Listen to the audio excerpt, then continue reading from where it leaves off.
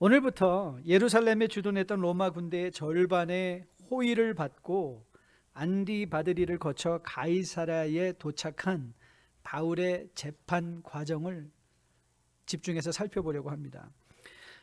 이번 주에는요, 바울의 기소 내용, 유대인들이 바울을 어떤 죄목으로 기소했는가, 기소 내용을 살펴보려고 하고, 다음 주에는 벨릭스 앞에 선 바울의 변론 내용, 자기 스스로를 변론하는 바울의 변론을 살펴보려고 합니다. 먼저 벨릭스 총독은 바울의 출신지가 길리기아임을 확인합니다.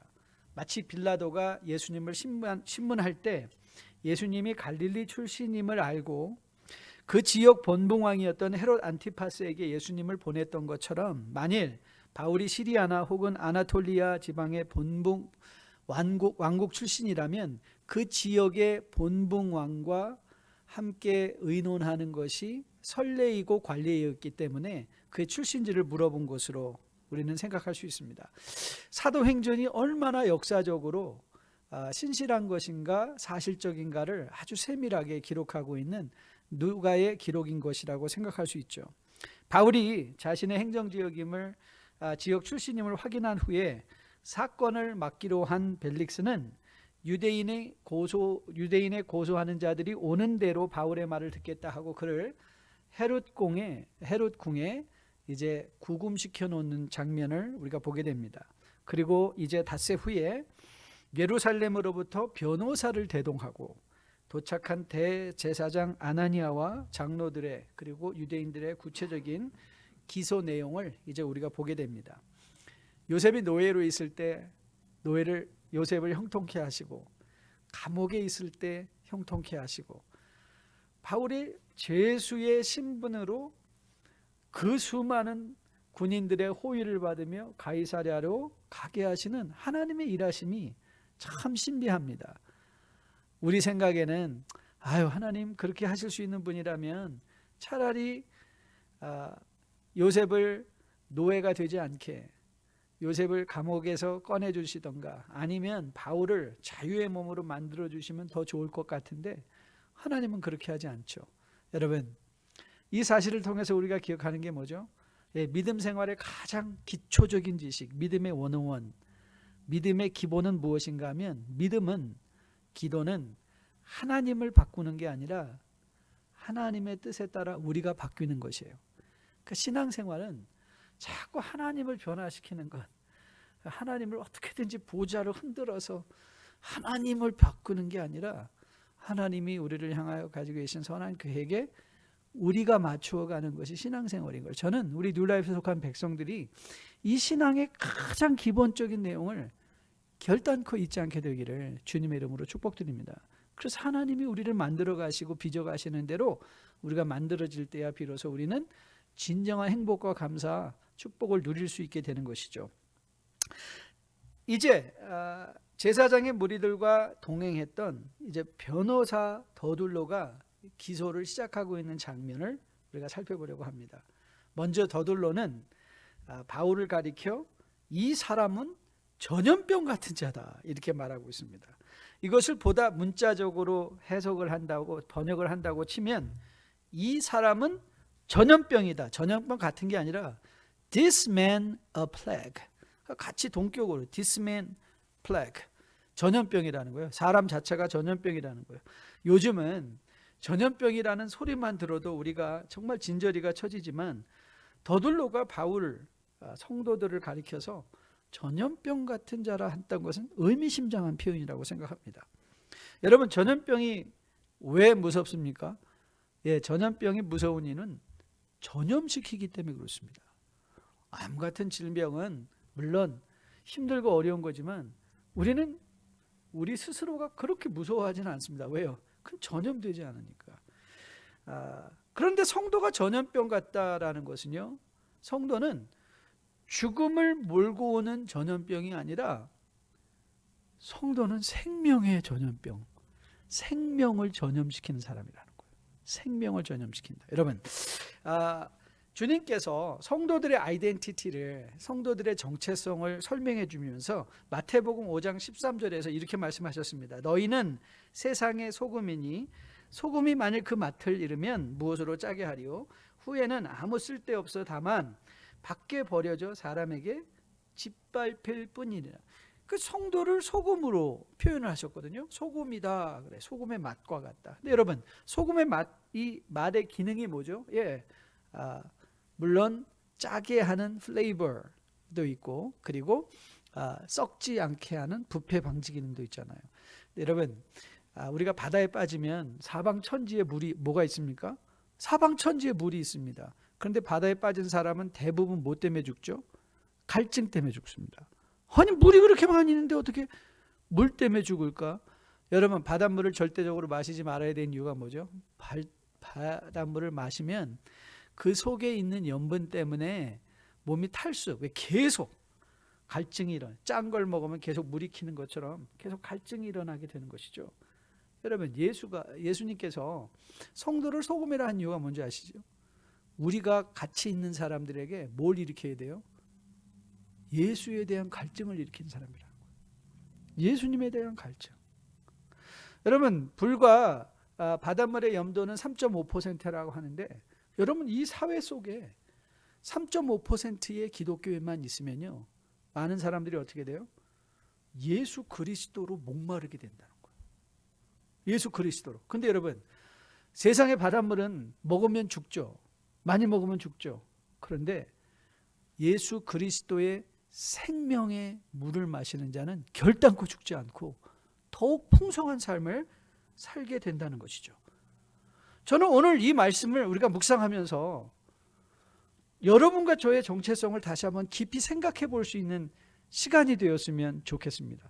여러분은 여러분의 배우자들, 여러분의 아내, 여러분의 남편에게, 여러분의 자녀들에게, 여러분들의 직장에서 함께 일하는 동료들에게, 혹 여러분이 함께 일하고 있는 사업장의 동료들에게 여러분은 무엇으로 목마르게 하는 사람들입니까? 무엇으로 목마르게 하시나요? 저 사람 교회 다니는 거 맞아? 어떻게 저렇게 돈에 지독하지? 돈에 목마르게 하는가? 어떻게 저 사람은 도대체 뭘 믿길래 저렇게 여유가 있어? 저렇게 용서를 잘해? 저렇게 인내를 잘해? 저는 여러분과 저가 너는 전염병 같은 자, 너는 소금이다, 이런 말을 통해서 전 여러분과 저가 생명의 전염자, 예수를 목마르게 하는 주의 복된 백성들로 세워질 수 있게 되기를 주님의 이름으로 축복드립니다. 더둘로가 바울을 전염병 같은 자다라고 벨릭스 앞에서 고소하며 그가 고소하는 기소 내용을 세 가지로 적고 있습니다. 첫째는 유대인을 소욕해 하는 자들이었다라는 내용이었고요. 두 번째는 나사렛 이단의 우두머리다라는 기소, 마지막 세 번째는 성전을 더럽게 했다는 내용이었습니다. 하지만 더둘로의 기소 내용은 정말 말도 되지 않습니다. 특별히 첫 번째, 유대인을 소요시켰다는 것 자체가 성립이 될 수가 없습니다. 왜냐하면 바울은 소요를 일으킨 적이 한 번도 없기 때문에 그렇습니다. 그 소요는 항상 누가 일으켰나요? 유대인들이었습니다. 여러분 기억하십니까? 사도행전 13장에 비시디아 안디옥 1차 전도 여행 중에 일어난 일이죠. 바울이 유대인 회당에서 복음을 전했을 때 그때 유대인과 유대교에 입교한 많은 경건한 사람들이 바울과 바나바를 따랐다고 적고 있습니다. 그때 유대인들이 어떻게 반응했나요? 그 유대인들의 반응을 사도행전 13장 44절 45절에서 이렇게 적고 있습니다. 그 다음 안식일에는 온 시민이 거의 다 하나님의 말씀을 듣고자 하여 모이니 유대인들이 그 무리를 보고 뭐가 가득하여?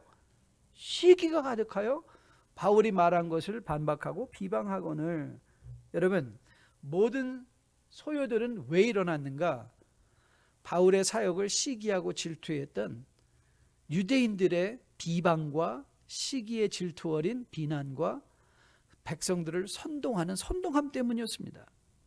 여러분, 만일 이 유대인들이 사도행전 5장에서 권고받았던 가말리엘의 충고를 기억하고 있었다면, 여러분 사도행전 5장의 가말리엘의 충고는 상당히 중요한 충고입니다. 한번 들어보실래요? 이렇게 가말리엘이 사도들을 붙잡아 두고 그들을 멸하라 하였던 공회원 제사장들과 유대인 무리들에게 이렇게 말했습니다. 한번 들어보세요. 34절 말씀입니다.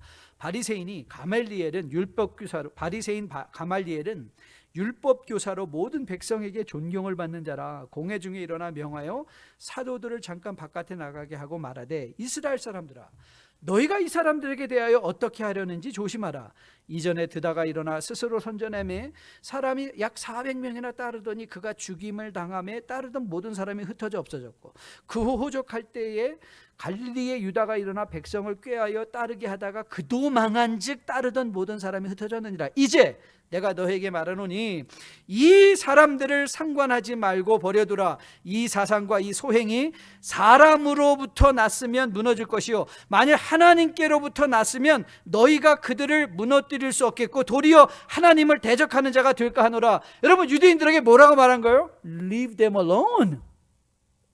그 사람들이 만일 자기들의 욕심에 가득 차서 일으킨 운동이라면 하나님께서 반드시 그들을 멸하실 것이고, 만일 이것이 하나님이 시작하신 일이라면 너희들이 어떻게 그걸 방해한다 할지라도 그 운동은 계속될 것이며, 그런데 우리가 만약에 그것을 인정하지 못하고 반대한다면 우리는 궁극적으로 누구를 대적한다? 하나님을 대적하게 될 것이라는 거예요. 얼마나 지혜로웠습니까? 그런데 유대인들은요, 이 말을 기억하지 못했어요. 유대인들이 복음 전하는 그리스도인들의 운명을 자기들이 그토록 믿고 따르는 하나님께 맡겨두고 자기들은 자기가 부르심에 받은 바 그 삶에 충실해서 살아냈다면 이 자리까지 오지 않았겠죠. 그렇지만 그들은 유대인 그리스도인들을 향한 시기심으로 소요를 일으켜 놓고 그것을 누구 때문이라고 오히려 도리어 적반하장으로 정죄하고 있습니까? 바울을 정죄하고 있는 거예요. 교수들이 매해 그 해의 사자성어를 정합니다. 올해 사자성어가 혹시 뭔지 아시고 계십니까? 올해 사자성어는요, 아시타비라는 말입니다. 아시타비. 이 말을 쉽게 말하면 한국말 신조어로 내로남불이에요. 내로남불. 내가 하면 로맨스고 남이 하면 불륜이다. 이 워셔, 나는 옳고 타페, 너는 틀리다, 이 말이에요. 나는 옳고 너는 틀리다. 여러분, 오늘 바로 유대인들을 통해서 우리가 발견하는 반면적 교훈이에요. 자기들은 옳고 바울은 틀리다, 이 말을 하고 있는 거예요.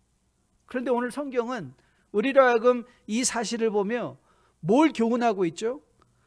남에게 손가락질하기 전에 내 자신을 돌아보라는 거예요. 이렇게 말하죠. 남을 손가락질할 때 이렇게 손가락질 하잖아요. 이게 의미가 있대요. 남에게 정죄의 손가락을 펼치기 전에 먼저 하나님을 생각하고 3번은 너를 보라. 3번은 너를 보라. 남에게 손가락질하기 전에 너 모쳐 봐라, 이 말이에요. 오늘 유대인들이 그들이 놓치고 있었던 교훈이 뭐예요? 자기들을 돌아보지 못하는 거예요. 저는 여러분과 저가 늘 말씀을 읽으며 일어나는 모든 사건들을 통하여 남을 정죄하는 것이 아니라 그 일을 통하여 나 스스로를 돌아보는 주의 귀한 복된 백성들로 세워줄 수 있게 되기를 주님의 이름으로 축복드립니다. 그를 가리켜, 바울을 가리켜 더들로는 나사렛 이단의 우두머리다, 그렇게 말을 했습니다. 이들은 그 나사렛 이단이라는 건 기독교겠죠. 그 기독교에 야고보 장로도 있었고, 그리고 베드로도 있었다는 사실을 잘 알고 있어요. 하지만 바울을 우두머리다라고 지적하고 있습니다. 그뿐 아니죠. 성전을 더럽게 했다. 근데 여러분, 실제적으로 우리는 이 사건 깊이 살펴보지 않았습니까? 바울이 성전을 더럽혔다는 것은 어느 통신사 발이라고 말씀드렸죠? 카더라 통신이었다니까요. 바울은 실제적으로 이방인을 데리고 성전에 들어간 적 없어요.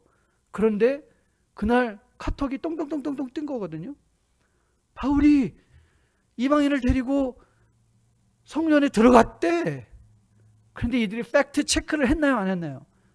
팩트 체크도 하지 않았어요. 팩트 체크도 하지 않은 채 일방적으로 바울을 정죄하며 기소하고 있는 장면에 말씀을 보게 됩니다. 9절은 더 비극적이죠. 9절은 이렇게 적고 있습니다. 유대인들도 이에 참가하여 이 말이 옳다 주장하니라.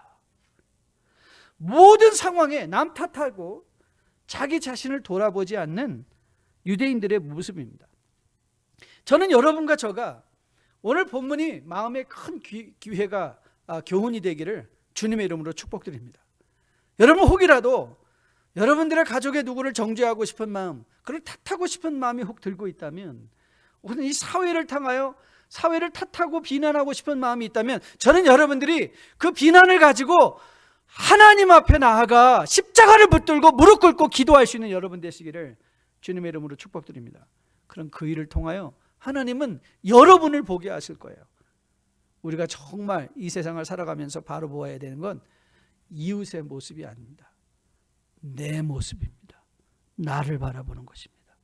저는 여러분과 제가 믿음 생활을 통하여 늘 스스로를 바라보는 가운데 여러분들의 비교의 유일한 기준의 대상이 다른 사람이 아닌 예수 그리스도 한 분이 돼요.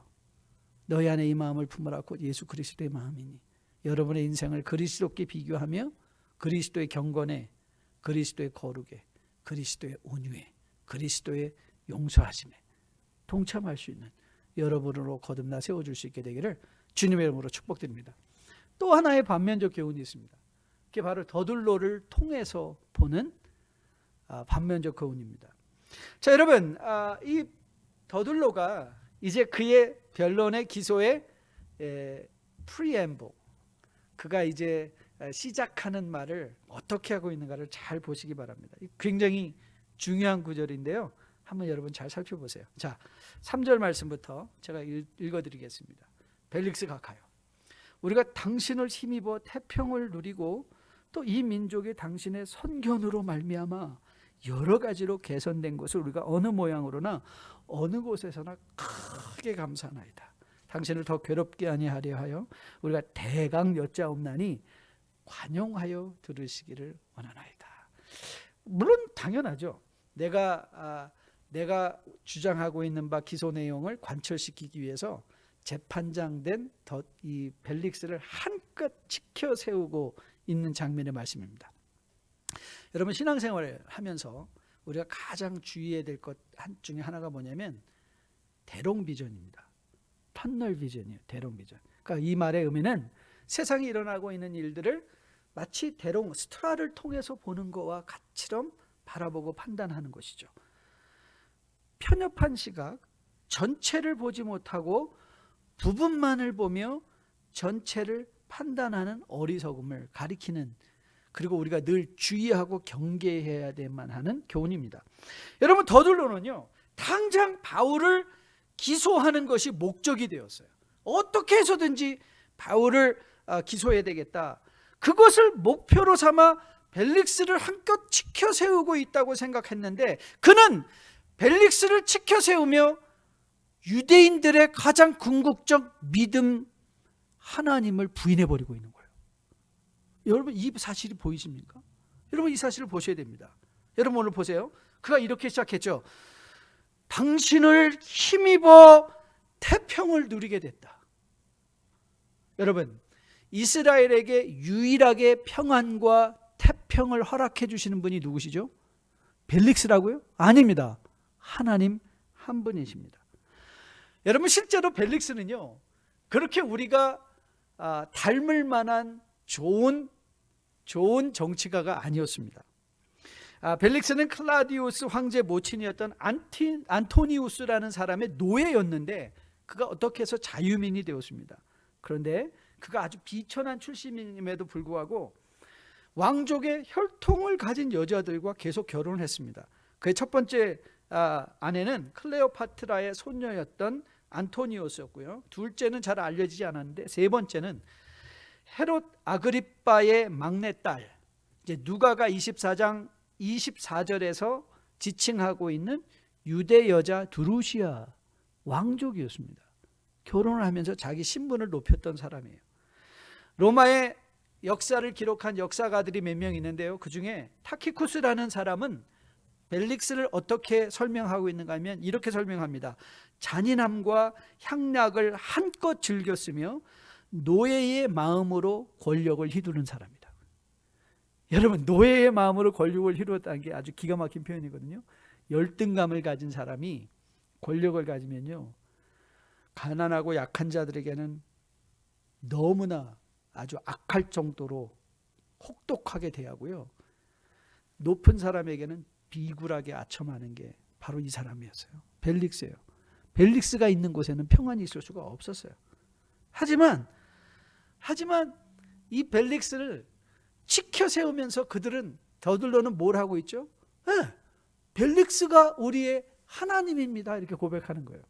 요세푸스는 이 벨릭스를 가리켜 뭐라고 말했는가 하면, 너무나 성격이 잔인했기 때문에 비위에 거슬리는 사람들을 제거하기 위해서 암살을 서슴지 않았고, 총독의 지위를 위하여 뇌물과 여자를 탐하던 탐욕스러운 사람이었다고 합니다. 실제적으로 앞으로 보겠지만 24장 26절에 가면 이 벨릭스가 드루시아와 함께 바울과 자주 만나 대화를 나누었는데 그 이유가 바울에게 돈을 받을까 하여. 여러분, 이런 벨릭스가 유대인들에게 평안을 가져왔다고 생각하십니까? 그렇지 않습니다. 그런데 더둘로는 유대인들과 더불어 바울을 기소하려는 목표에 너무 집중하다 보니까 그들이 하고 있는 말의 의미가 하나님을 부인한다는 것을 깨닫지 못하고 있는 거예요. 그러니까 사실 이런 일들은 유대인들에게 아주 자주 일어난 일인 것 같아요. 여러분 기억하십니까? 요한복음 19장 15절에 가면 이 대제사장과 유대인들의 무리들이 빌라도 앞에서 예수 그리스도를 십자가에 못 박으라 하면서 이렇게 말했습니다. 한번 들어보실래요? 그들이 소리 지르되 없이 하소서, 없이 하소서, 그를 십자가에 못 박게 하소서. 빌라도가 이르되 내가 너희 왕을 십자가에 못 박으라? 대제사장들이 대답하되, 누가 대답했다고요? 대제사장들이 대답하되 가이사 외에는 우리에게 왕이 없나이다. 가이사 외에는 우리에게 왕이 없다고요? 여러분, 이스라엘의 영원한 왕은 누구죠? 이스라엘의 영원한 왕은 누구십니까? 하나님이십니다. 하나님은 한 번도 이스라엘의 왕이 아니신 적이 없습니다. 여러분, 사무엘을 통하여 이스라엘 사람들이 우리에게도 왕을 세워달라고 했었던 것 여러분 기억하실 것입니다. 그들에게, 이스라엘 사람들에게 사무엘이 상처를 받았어요. 아니, 이것들이 내가 부족한가? 내가 있는데도 왕을 달라니. 그러면서 그 마음이 상해서 하나님께 갔죠. 하나님, 이스라엘 이 인간들이 왕을 세워달라고 하네요. 그때 하나님께서 사무엘에게 이렇게 말씀하셨습니다. 사무엘상 8장 7절 말씀인데요, 여호와께서 사무엘에게 이르시되 백성이 내게 한 말을 다 들으라. 이는 그들이 너를 버림이 아니요 나를 버려 자기들의 왕이 되지 못하게 합니다. 여러분, 하나님을 위하여 예수님을 믿는 바울을 정죄한다고 하였던 유대인들은 궁극적으로 그들은 뭘 부인하고 있는가? 그들이 섬긴다고 말하는 하나님을 부인하고 있는 거예요. 그들은 벨릭스가 우리의 하나님입니다 고백하는 거예요. 저는 여러분과 저가 이 사건을 통해서 마음에 큰 교훈 받을 수 있게 되기를 주님의 이름으로 축복드립니다. 여러분, 저는 여러분의 세상을 바라보는 눈, 사람을 바라보는 눈이 대롱비전이 아니라 넓은 안목을 가지고 바라볼 수 있게 되기를 주님의 이름으로 축복드립니다. 여러분, 사람이 옳다고 항상 옳은 것 아닙니다. 틀리다고 항상 틀린 것도 아닙니다. 좋다고 항상 좋은 것도 아닙니다. 싫다고 항상 싫은 것도 아닙니다. 그때 그 상황만 보고 그것이 전부인 양 그것으로 판단해버리는 여러분과 저가 아니기를 주님의 이름으로 축복드립니다.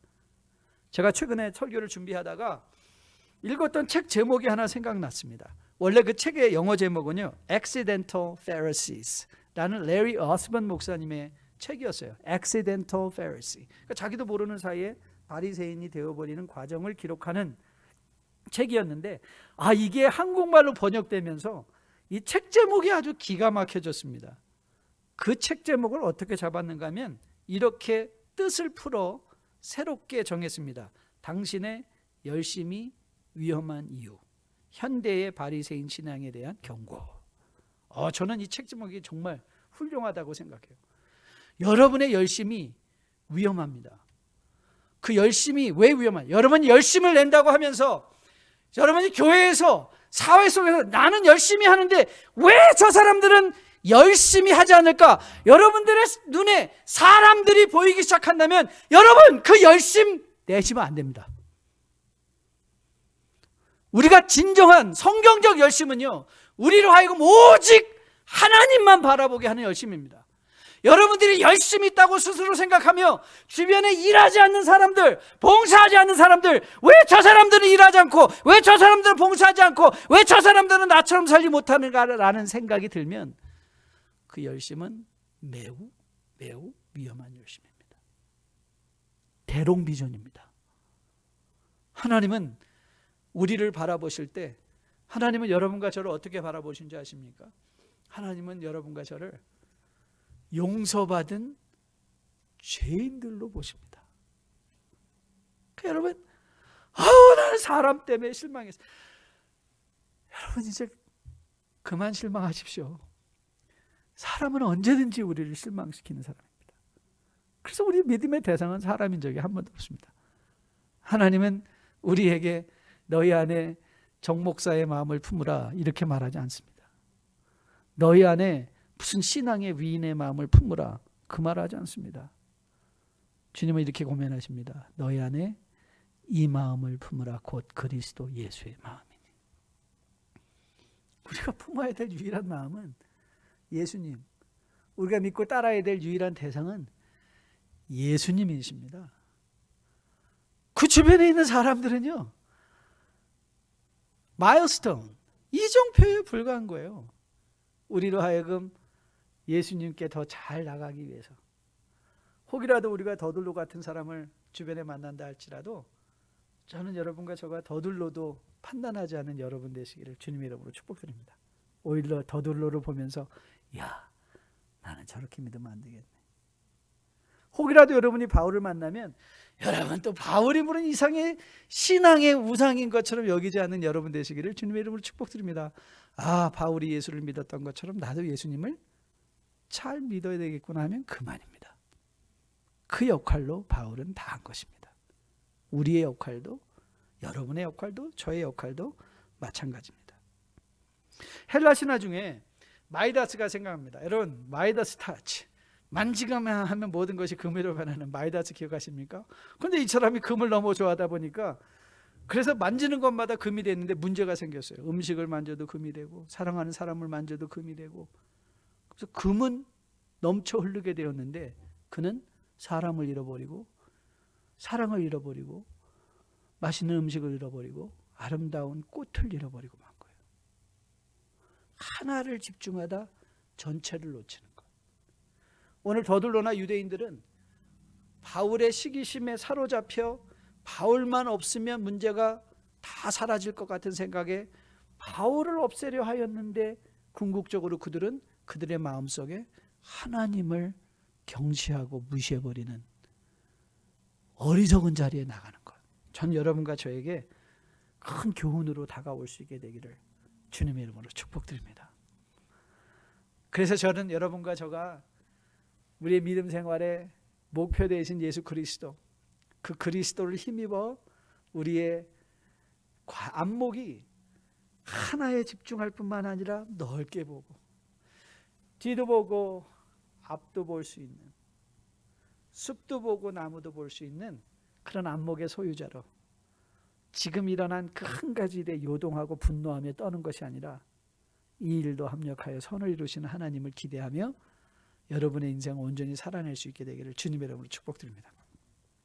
오늘 유대인들과 더불어 이 더둘로의 반면적 교훈과 더불어 또 우리에게 다가오는, 우리가 앞으로 계속해서 반복적으로 살펴볼 내용이 있는데, 어떤 분이 이 본문을 연구하면서 그런 질문을 던진 거예요. How was Paul so calm? 어떻게 바울은 이렇게 요동하지 않냐? 지금 주변에서는 그를 막 정죄하고 기소하며 나아가고 있는데, 이제 다음 주에 볼 거지만 그의 말 또한 아주 논리적이고 감정적이지 않으며 조리가 분명한, 사리가 분명한 말을 전하고 있는 것을 보게 됩니다. 그 질문을 던진 후에 그 저자가 스스로 답을 했어요. 뭐라고 답을 했는가 하면 이렇게 답을 했습니다. 바울이 평안함을 유지할 수 있던 유일한 근거는 아마도 그가 23장 11절에서 그가 받았던 예수님의 말씀을 기억했을 것이다. 그랬기 때문일 것이다 라고 말했어요. 그 말씀이 뭔지 아십니까? 이런 말씀입니다. 사도행전 23장, 바울이 예루살렘에서 체포되었을 때 옥에 갇혔던 그에게 주께서 나타나셔서 이렇게 말씀하셨죠. 그날 밤에 주께서 바울 곁에 서서 이르시되 담대하라, 내가 예루살렘에서 나의 일을 증언한 것 같이 로마에서도 증언하리라. 그러니까 바울은 이제 알았어요. 예루살렘에서 풀려나는 것만이 목표가 아니구나. 그러니까 그가 가이사랴 갔을 때도 알았어요. 가이사랴에서 풀려나는 거 아니구나. 나는 이제 로마까지 가야 되겠구나. 그러니까 지금 일어나고 있는 모든 일들을 그는 로마를 향하여 가기 위한 디딤돌로 여겼던 거예요. 거기서 도망치려 하지도 않아요. 그걸 거절하지도 않아요. 그걸 그냥 받아들여요. 이 일을 통해서 내가 로마로 가겠구나 생각하는 거예요. 여러분, 하나님의 말씀을 그가 기억한 것이죠. 최근에 구약 읽기를 마치면서 여러분 신명기 말씀을 제가 다시 쭉 읽으면서 신명기를 한 단어로 요약할 수 있겠구나라는 생각이 들었어요. 신명기를 한 단어로 요약하면 뭔지 아세요? 신명기를 한 단어로 요약하면 remember, 기억하라는 거예요. 그 신명기의 전체 주제예요. 기억하라. 여러분, 신명기를 받고 있는, 말씀을 받고 있는 사람이 누구죠? 제 광야의 2세대들이에요.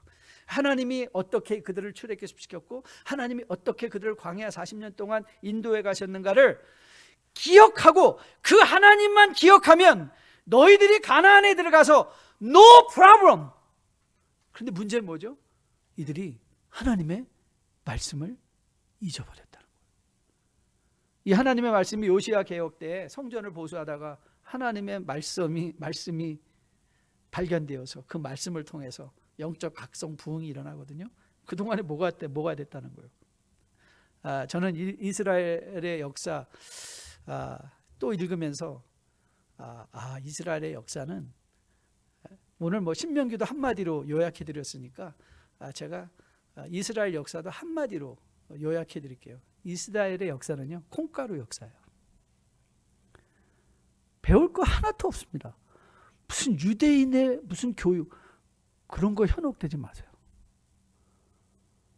성경이 우리에게 유대인만 나쁘다라는 것은 아니에요. 유대인을 대표로 해서 인간이 어떤 존재인가?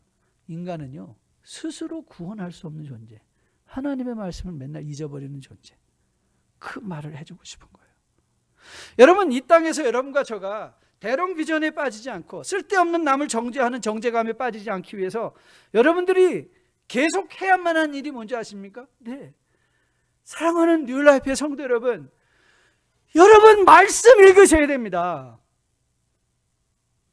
말씀을 읽으셔야 오늘 지금 내게 일어나는 이 일들이 모든 일을 합력하여 선을 이루시며 우리 안에 착한 일을 시작하신 예수 그리스도께서 마치는 날까지 함께 해주시기에 지금 일어나는 일이, 그 일이 하나님이 이루어 가실 더 좋은 일의 디딤돌이라는 것을 알게 되는 것이죠. 그래서 실패해도 하나님은 이를 통해서 나에게 어떤 축복을 주실까 기대하는 마음이 있고요. 우리가 좀 돈 좀 벌고 성공해도 거기서 머물러 주저앉아 있으면서 이게 전부야가 아니라 하나님은 이런 재물을, 이런 건강을 왜 나에게 주셨을까? 이 일도 하나님이 우리에게 이루어 가시기는 일 중에 디딤돌일 텐데 나는 이것을 어떻게 디딤돌로 삼아 하나님이 더 좋은 것을 주시려는 그 하나님의 뜻에 동참할 것인가? 여러분이 말씀을 읽지 않고는요, 그게 필터가 될 수가 없어요. 말씀을 잊어버리면 기준점을 잊어버리는 거예요. 여러분, 여러분에게 왜 예배가, 매주 드리는 이 공예배가 왜 중요하다고 말씀드렸죠? 예배는 영적 출애굽이라고 말씀드렸잖아요. 우리가 세상 속에 있으면 세상의 냄새를 못 맡는다니까요. 왜냐하면 우리는 중독되니까. 하나님은 여러분과 저를 오늘도 세상에서 쭉 끌어내서 출애굽하시며 오늘도 여기서 우리의 감각을 새롭게 하시고 우리가 정녕 믿고 따라야 될 것이 무엇인가를 다시 보게 하시며 내 인생을 온전히 판단할 수 있도록 우리에게 새로운 관점을 허락해 주시기 위해서 오늘 이 공예배로 모이게 하시는 거예요. 저는 여러분과 저가 바울을 평안하게 했던 하나님의 말씀, 하나님의 일하심을 여러분과 저도 매일매일 기억하는 가운데 세상이 어찌 흔들린다 할지라도 여러분과 저는 결단코 지나치게 좋아하지도 않고 지나치게 낭망하지도 않는 평정심을 유지하며 살아낼 수 있는 주의 백성들로 세워지기를 주님의 이름으로 축복드립니다. 여러분과 함께 설교의 결론과도 같이 로마서 8장 말씀을 함께 읽고 싶어요. 31절부터 원래 39절인데 35절까지만 같이 읽으려고 합니다. 자, 31절부터 여러분 한번 천천히 소리내서 여러분의 귀에 들려지도록 한번 이 말씀을 같이 한번 봉독해 볼게요. 자, 31절부터 같이 읽습니다. 그런즉 이 일에 대하여 우리가 무슨 말 하리요? 만일 하나님이 우리를 위하시면 누가 우리를 대적하리요? 자기 아들을 아끼지 아니하시고 우리 모든 사람을 위하여 내주신 이가 어찌 그 아들과 함께 모든 것을 우리에게 주시지 아니하겠느냐? 누가 능히 하나님께서 택하신 자들을 고발하리요? 의롭다 하신 이는 하나님이시니 누가 정죄하리요? 죽으실 뿐 아니라 다시 살아나신 이는 그리스도 예수시니 그는 하나님 우편에 계신 자요 우리를 위하여 간구하시는 자신이라. 누가 우리를 그리스도의 사랑에서 끊으리요? 환난이나 곤고나 박해나 기근이나 적신이나 위험이나 칼이랴. 이 하나님이 여러분과 저에게 선한 일을 시작하셨어요. 착한 일을 시작하셨어요. 그리고 하나님은 이 일하심을 결단코 멈추지 아니하실 거예요. 지금 일어나고 있는 일, 좋은 일이면 감사하시고요. 거기에 뭉개고 앉아서 그것이 인생의 끝인 것처럼 여기지 마세요. 하늘이 무너질 만한 어려운 일을 당하셨습니까? 여러분, 이 세상에 유일하게 이 고백을 할 수 있는 사람은 성도라고 그랬죠. 하늘이 무너져도 솟아날 구멍이 있어요. 왜요? 하나님이 그 하늘의 주인이시니까. 저는 여러분과 저가 어떤 실패에도, 어떤 성공에도, 어떤 정죄에도, 어떤 미움에도 흔들리지 않고 십자가 표대를 향하는 여러분들의 시선이 고정되어 있기에 좌로나 위로 치우침 없이 주님과 함께 동행하며 살아낼 수 있는 여러분과 저 되기를 주님의 이름으로 축복드립니다. 우리 다 함께 나와서 마지막 찬양하려고 하는데요. 나의 갈 길 다 가도록 예수 인도하시니 내 주 안에 있는 궁유를 어찌 의심하리요. 맞습니다. 어쩌면 여러분 중에 이제 내일부터, 아니 오늘 오후부터 시작하는 삶의 내용 중에 사망의 음침한 골짜기를 걸어야 되는 분도 있을지 모르겠어요. 그것이 건강의 문제든지 물질의 문제든지 관계의 문제든지. 저는 오늘 여러분이 오늘 들은 말씀 마음에 꼭 기억하셔서 하나님은 내 안에 착한 일을 시작하셨기에 마치는 날까지 결단코 멈추지 아니하시는 하나님인 것을 기억하시고, 저는 또 매일매일 주님과 동행하며 살아낼 수 있는 여러분과 저 될 수 있게 되기를 주님의 이름으로 축복드립니다. 우리가 부를 마지막 노래는 무슨 일을 만나든지 만사형통하리라. 그건 여러분의 인생의 고백이고 우리 인생의 저의 고백이기도 합니다. 만사형통, 하나님께서 반드시 이루어 주실 것입니다. 이 찬양이 기도가 되어 또 한 주간 주님과 함께 동행하겠습니다. 주님 앞에 약속하는 그런 찬양으로 드려졌으면 참 좋겠습니다. 함께 찬양합니다.